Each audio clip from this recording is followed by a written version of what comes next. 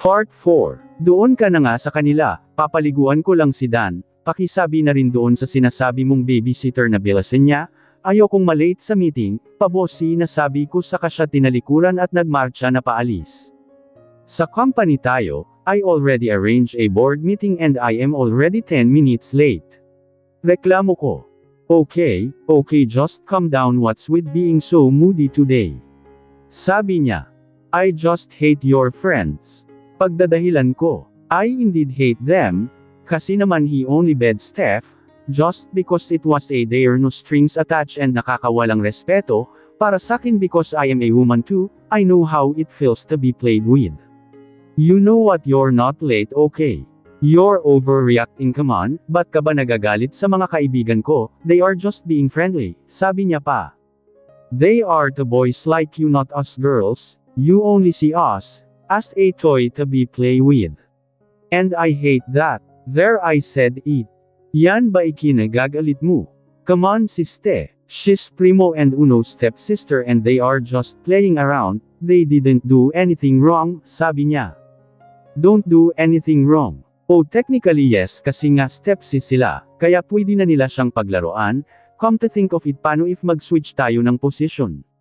I'm a man while you're a woman, how would you feel if one of you gets played? Ha, sabi ko. Let's not fight with this, come on, pag-give up na, sabi niya. Okay, suko ko na din. Di porket lumalabas na ang kabilang side niya pwede na niyang itolerate ang mga attitude ng mga kaibigan niya. Fine, I'll talk to Primo about this. Just please don't ruin my mood for today, sabi niya sa seryosong mukha. I just smirked.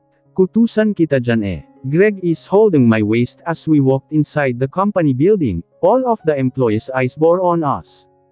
Hindi ba't si Ma'am Ana yan? Tanong nung isa sa mga nadaanan ko. Oo nga, nagbalik na pala siya. Sabi pa nung isa. Kailan pa? Buti na lang at nakauwi na siya ngayon, sabi naman ng isa pa sa gilid ni Greg. Welcome back po, Miss Ana. Maligayang sabi nila. Thank you. Nginitian ko sila saka nagpatuloy na paglalakad patungo sa elevator. Pinindot ni Greg ang third to the last na palapag kung saan ang conference room.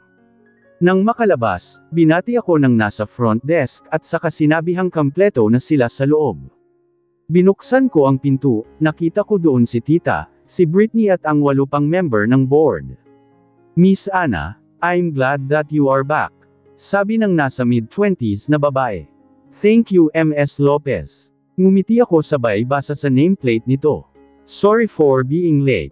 Yun lang ang sinabi ko, saka na ako nagtungo sa upuan sa harap, sa gilid ko naman si Greg. As you all know that only I can manage the whole corp, because I am the daughter of the CEO and in honor for my parents' death, nandito ako para punan ang posisyong Chief Executive Officer, pero ang asawa ko ang magiging CEO ng kumpanya, because I will be managing his shipping lines, his company rather, paliwanag ko. Mr. CFO, can you dictate the company's money state for the past 3 years? Utos ko. Pero Miss Ana, I am ordering you to lend me the files or dictate to me the money state, or how many did the company spend for the past 3 years? Matigas na Ingles na sabi ko. Aabot hanggang 100 milyon ang nagasto sa isang taon, Miss, and for the past 3 years 400 milyon po, ang nabawas sa pondo para sa pagpapatayo ng mga malls sa iba't ibang lugar sa bansa. About naman po sa sales, mataas po ang sales nung nagdaan 3 taon, sagot nito. 400 million. You just said 100 million sa isang taon at 3 taon lang, akong nawala, kaya paano naging 400 million ang nabawas, unless may kumuha sa pondo? I said while turning my gaze to my tita who went pale. I didn't spend my brother's company money. Watch your words, Ana, I am still your auntie. Pagalit na sabi nito. Oh no, you can't scare me with that, tita, and I respect you as my auntie, but if I found out that you spent the money of my family's company, I will file a case against you, banta ko.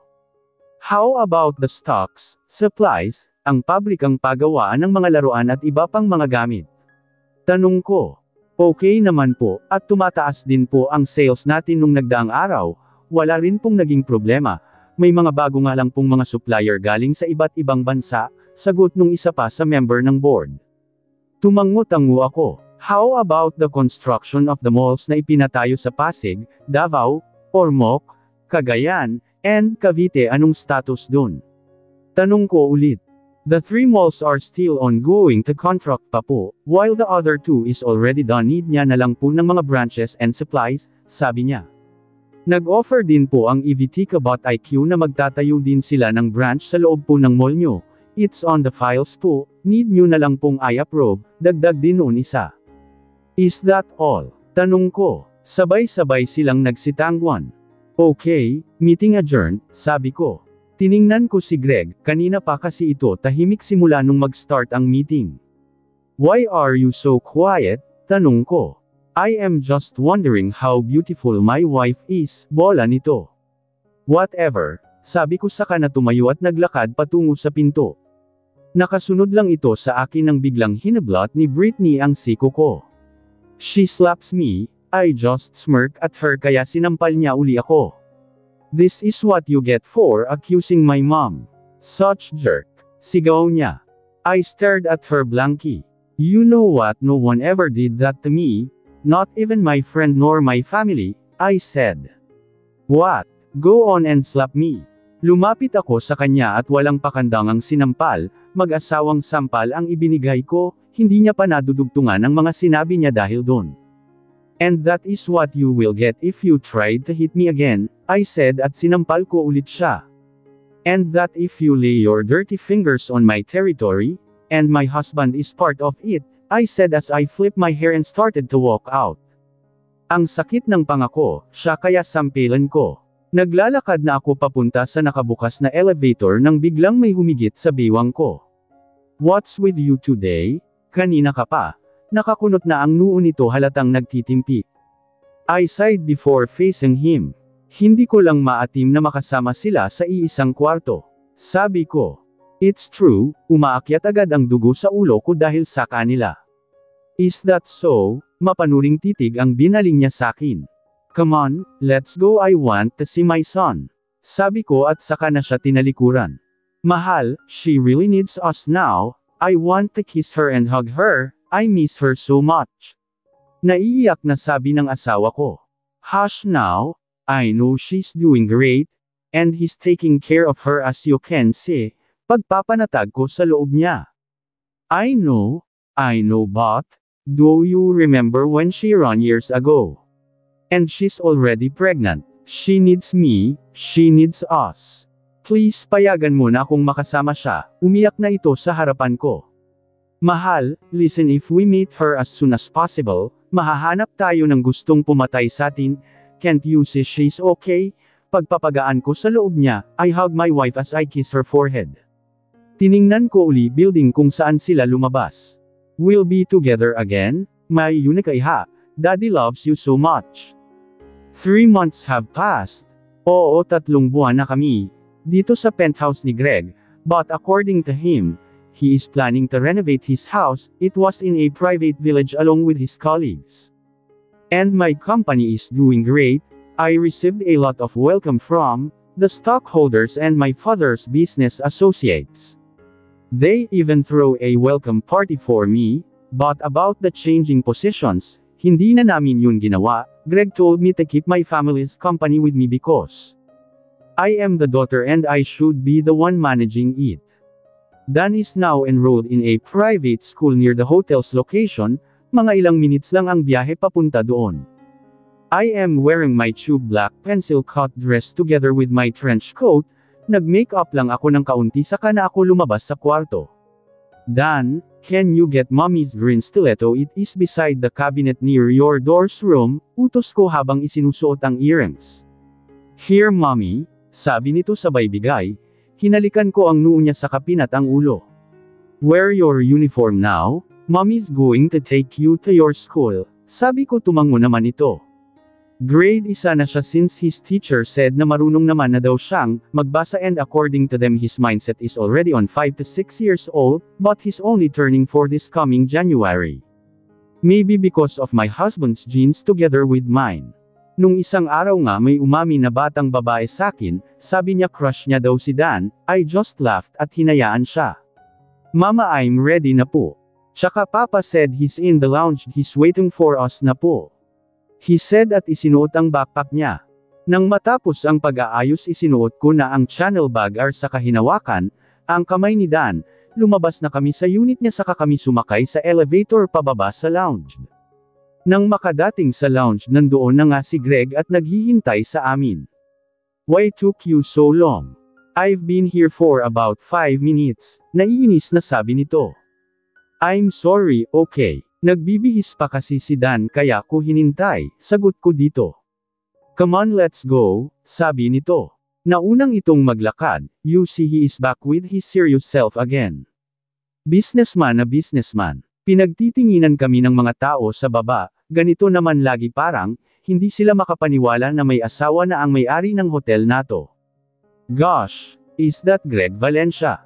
He looks effing hot, sabi nung isa sa mga nadaanan ko. I glare at them, napayuko naman yung isa. I didn't know he had a very jealous wife. I stopped for a while at hinanap kung sino nang sabi noon. Nang mahuli ng mata binitiwan ko muna si Dan at naglakad palapit sa kanya. Mahigpit kong hinawakan ang bag na dala para hindi ko siya masapak gamit yun. Nang nasa harapan na niya ako, hinawakan ko, ang kwelyo ng suot nitong uniforme, she's a part-timer I think, ngayon ko lang kasi siya nakita. You know what? Imbes na magchismisan kayo, why don't you? Just do your job properly instead of meddling someone's business. I acknowledge your thoughts about me, but I think you're wrong about the first word, sabi ko at pinagpigan ang kwelyo niya. I am not the type of woman who gets jealous easily, so you better think before you speak. This is a warning, miss. Tiningnan ko ang nameplate niya. Miss Cruz, keep up the good work, I said. Ngumiti ako ng bahagya saka tumalikod at naglakad na uli papunta kay Dan. Let's go, aya ko kay Dan na nakatayo lang kung saan ko siya iniwan. Mommy, the woman looks scared of you, komento ng anak ko. I'm just stating the fact, baby, I didn't know I get her scared, sabi ko. Nang makalabas na kami sa hotel mas lalong kumunot, ang noo ni Greg dahil sa natagalan kami. What? Agad kong sabi nakabukas na ang pinto sa backseat ng kotse niya, we aren't using the limo. Instead he bought a very expensive car. A silver gray Porsche Panamera. He brought it in the other country, at ipinaship niya lang dito. Ihatid muna natin si Dan sa eskwelahan niya, sabi ko. Carvey Elementary School, Chet. Utos niya sa driver. Nang mahatid sa school si Dan, nagpaiwan yung driver kanina at si Greg naman na ngayon ang nagdadrive. Did you scare the janitress? I saw what you did earlier. Nakakunot noong tanong nito. Habang ang tingin ay nasa kalsada. Come on, pati ba naman ikaw? What do you think of me? A monster, I said and I crossed my arms in front of my chest. I'm just asking, sabi niya. You're making it a big deal, sabi ko. I am not. I'm just asking, sabi niya ulit. Okay, sabi ko at tumahimik na lang sa gilid. Mga ilang minuto ang biyahe papunta sa company namin. Thanks for the ride, sabi ko sabay bukas ng pinto nang makarating sa parking space ng building. Pabagsak kong isinarado ang pinto, anong akala nila sa akin, monster? I didn't even know na matatakot, yung babae kasalanan ko bang chismosa siya? Sasakay na sana ako ng elevator nang may humablot sa braso ko. I'm sorry, sabi ni Greg. Why are you saying sorry? Sabi ko sa kapilit na inalis ang kamay sa braso ko. I'm sorry, okay. I was just asking. I didn't mean to offend you, sabi niya ulit. Yeah, sabi ko. Come on, talk to me. I won't leave unless we won't settle this argument, sabi niya. We did not fight, okay? Kaya umalis ka na, sabi ko. No, I won't leave, sabi niya. I rolled my eyes at lumapit sa kanya. I tiptoed to reach his lips and kissed it. You're fine with that, I said. Kinunutin niya lang ako ng noo. Come on Greg, you should leave. I was caught off by his sudden kiss. He grabbed my waist using his other hand. I answered his kiss at ang kamay niya na nakahawak sa braso ko, kanina ay nasa biwang ko na. I breathed some air nang matapos ang ilang segundong halikan na yun. Both of our lips parted, He licked his lower lip at nagsalita. You're scary, and I like you being in that way, but honestly, you look hot when you're mad. He winked at me before turning his back.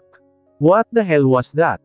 Nasa opisina ako habang binabasa lahat ng proposal ng ibang kumpanya sa amin. Some of their proposal is good, yun iba naman sila daw magsusupply pero yung 70% sa sales namin ay sa kanila kasi nga daw sila ang supplier. I just rolled my eyes every time na may nababasa akong ganoon, like geez 70% magsusupli lang naman, sila hindi naman sila ang magbebenta sa market. I leaned on my swivel chair while massaging my head, masakit na, ang kamay ko kakapirma sa kamasakit na rin ang mata ko kakabasa. Kai, tawag ko sa secretary ko, double room kasi ang office, pagpasok mo rito madadaanan mo, ang secretary's office bago ka pa makakapasok sa opisina mo. Yes, Miss President, tanong niya habang nakasilip sa pinto. Can you get me some coffee and a cake? Gutom na kasi ako, sab ko. No need na po Miss President, Mr. Valencia is here, magalang na sabi niya sabay bukas ng pinto. Pumasok si Greg habang may dalang paper bag. Hey, bati niya. Hey, bati ko rin sabay tayo at humalik sa pisenge nito. Don't strain yourself too much at work, puna nito sabay lapag ng paper bag sa lamesa ko. I'm approving some proposals at iba pang mga kailangang pirmahan, and I need to finish it now, para masimulan na namin ang pagpaplano sa grand opening ng mall sa Davao, sabi ko sabay hawak sa leeg kaya naman hinimas-himas ko ang aking leeg. Come here and sit, sabi niya at tinap ang espasyo sa tabi niya. Nasa sofa kasi siya nakaupo. Tumayo ako sa upuan at naglakad patungo sa kanya. Umupo ako sa sofa at hinubad ang stiletto na suot. Minasahe nito ang balikat at ulo ko kaya medyo gumaan ang pakiramdam ko. You feeling good? Tanong niya. I hummed. Rest for a while and we will eat, sabi niya.